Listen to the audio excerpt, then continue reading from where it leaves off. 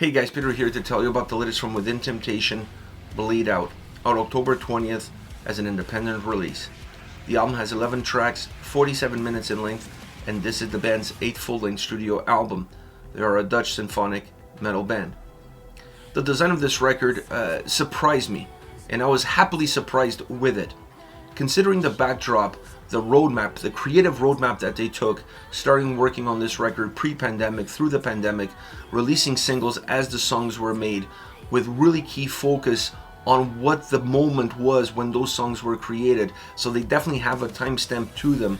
I was wondering how you're going to be able to bring them together in a record without making the album feel overall chaotic and giving you a sense of time lapse between the songs. I feel like the emotional backdrop, first and foremost, of every single track helps connect the songs. Secondly, when you have an album that from a lyrical perspective is very heavy, it has heavy political issues bringing to the forefront. It has deep social issues brought to the forefront. That emotional backdrop. This starts to be the point of connection between all of these songs, regardless of the different sonic experiences that they might give. I also found that the overall heaviness of this record from a guitar and drum standpoint helped connect some of these tracks a little bit better.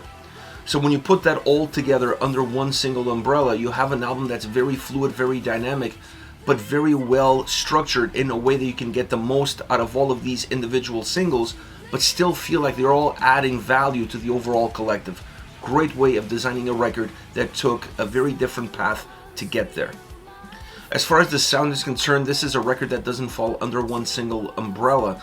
I don't think you can call this a symphonic metal album as much you can call it as an electronic metal album or a modern metal record or a rock record. This is just a great record with great music. The definition of what the music is, well, that's really going to come down to the listener and also to the individual songs. Because from track to track, you can see different influences and you can also see different elements pushing the record forward. You see some songs are a little bit more symphonic in nature, some songs are a little bit more electronic, there's some songs that have a little bit more of a pop feel from the design, structure, and delivery, and then you have some songs that have a little bit more bite, that feel a little bit thicker, that feel a little bit bigger. The consistency that I see is that when the guitars are present, or at least when they're trying to be the predominant driving force within this record, they're always heavy. That is something that's very noticeable from the get-go. Only when the other elements take center stage, you see the guitars dropping back and not having the same power, the same strength, the same intensity. But it's very hard to walk away from this record and not feel that overall the guitars on this album sound consistently heavy throughout. So it's interesting to see that a few songs throughout the record, spread out throughout the album, allow you to have a very different perspective of what this record is all about guitar-wise. Because if you peel the veils and you look deeper, you can see a lot more diversity even coming out of the guitar sound. An album that has great guitar sound all around. Definitely one of the cornerstones of this album, but not the only one. Now, the drums also play an important role in that heaviness, in that size, in that volume, but they're not necessarily always in the forefront. They're not always necessarily creating that experience. They take a back seat a lot of the times, but even when they take a back seat to the electronic elements or the symphonic elements, I always felt like the drums added strength and added depth to the way these songs come across. Not allowing the songs to feel super flat or super narrow because of the electronic elements always have that tendency to make the songs feel either super big but nothing is inside, or super narrow and there's very little that you can squeeze in between. The drums on this album helped create a little bit more depth, helped separate those lines, and songs where they had more power, more heaviness, definitely more noticeable. But even on the other tracks, you still feel their impact and the great impact that they give, so that these songs always feel very robust regardless of what the driving force is. The lyrical content I mentioned already. This is an album that has a lot of emotion. It's an emotionally driven, is emotionally written, and is emotionally performed, and it talks about social issues, political issues. They're not shying away from touching those subjects. This record feels a little bit more real because of it, and it also feels a little bit more vulnerable because of it. They were not hiding behind metaphors. They were free to just say what they wanted to say and stand on that hill that they want to stand on, believing in what they believe, and cannot blame them for doing that. They did it in a way that feels true, that feels natural, that feels organic. It doesn't come across preachy. It doesn't come across from a place of knowing more than you, but rather from a place of just letting you know their point of view, but also making you aware for what's out there and not necessarily allowing you to turn a blind eye to it. I understand the lyrical content and the impact that it has on the emotional drive of the album. I appreciated that aspect of the album tremendously, and I think it gave a lot more strength. It allowed me as a listener to connect a lot deeper with this record than otherwise I would be able to. Now, as far as the vocal performance is concerned, Sharon is angelic. The vocals are dripped in emotion, as is the whole record. The way she carries herself throughout songs, from song to song, morphing slightly to what the tendencies of the track offer, both musically and lyrically.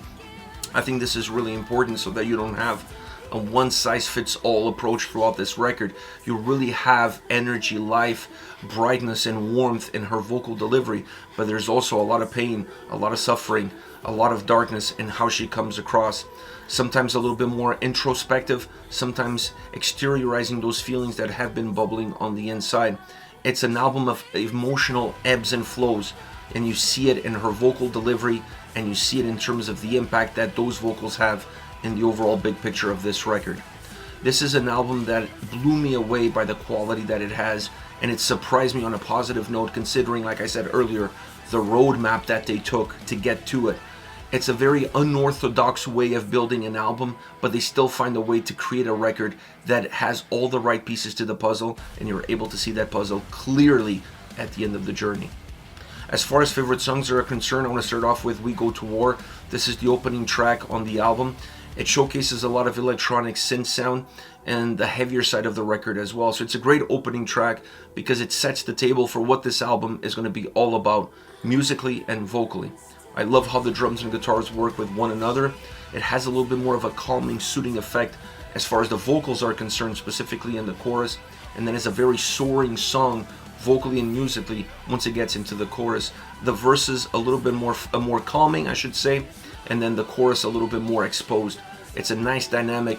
It slows you down in the verses and it builds you up in the chorus. This makes it for a song that has those climaxes every time a chorus comes around. The bass complements the track really well, specifically in the verses. It gives it a little bit more meat and makes the song feel a little bit more substantial. There is clarity, there is heaviness, and there's those ebbs and flows. A really interesting song that has great sound, great delivery, and has a nice underlining atmosphere to it. Next we have Worth Dying For. The drums and guitars together offer a sense of compact heaviness to this track. Now the synths, they weave themselves into that heaviness, allowing you to create a very well textured song top to bottom. The chorus has an explosive sound to it, and the elements really incorporate with one another. What you see weaving in the verses becomes a little bit more of a finished product in the chorus, and that is important because it allows you to see the progression of the song and where the track is trying to take you. It's a very powerful track vocally, very emotional as well. I love the backing choirs. They add even more emotion to how this song comes across, to how this song is delivered, and then it has a solo that is just purely the cherry on top of the cake. It just has that exclamation mark in order to complete what this song was all about. Last but definitely not least, Unbroken. The sound on this song just is there to set the vocals. This is a track that you could strip away the sound, add a piano, acoustic guitar, and the song would have exactly the same emotional delivery to it. It's about the vocals, it's about how they impact the listener, it's about how they describe the lyrical content, and it's about the emotional connection that you will make with the lyrics and how the vocals deliver those lyrics. Everything else is window dressing. The sound is great, don't get me wrong, this is a great sounding track, but the sound is there just to create an atmosphere, just to create a backdrop, and it doesn't jump in the way of your experience of where the vocals are taking you. This is like a siren here. It's talking to you, it's speaking to you, and it's putting you into this haze, it's putting you into this trance, and it's taking you somewhere, and you're taken away by that vocal performance. The sound is just in the background in order to fill in all the gaps. Incredible song from that standpoint. Very melancholic with some introspective moments and then some exteriorization of those same introspective moments.